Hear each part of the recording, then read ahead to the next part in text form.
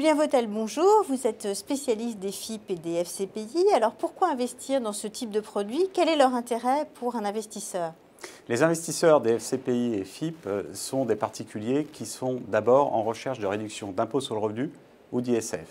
Il y a un avantage fiscal à l'entrée, réduction d'impôt, mais également à la sortie, puisque les plus-values ne sont pas imposées dans le cadre de ces véhicules précis FCPI et FIP.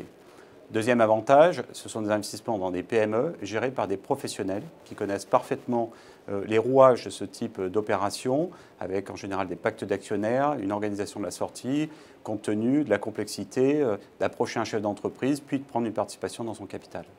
Dans le cadre de l'impôt sur le revenu, quelle est la hauteur de l'avantage fiscal? Alors 18% de réduction d'impôt sur le revenu.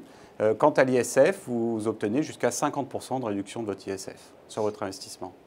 Alors, est-ce que c'est un investissement risqué? C'est un investissement risqué puisque ce sont des actions qui sont derrière, des actions de PME, donc des petites sociétés. Donc il y a un risque de perte en capital qui est réel. Et puis, par ailleurs, quand même, grâce à ces véhicules qui vont investir dans plusieurs sociétés, plusieurs PME, une dizaine en général, il y a une petite limitation du risque. Mais c'est la recherche de performance qui justifie cette prise de risque. Qu'est-ce que vous conseilleriez pour limiter les risques? Premièrement, d'investir un petit peu chaque année, c'est-à-dire de jouer plusieurs millésimes.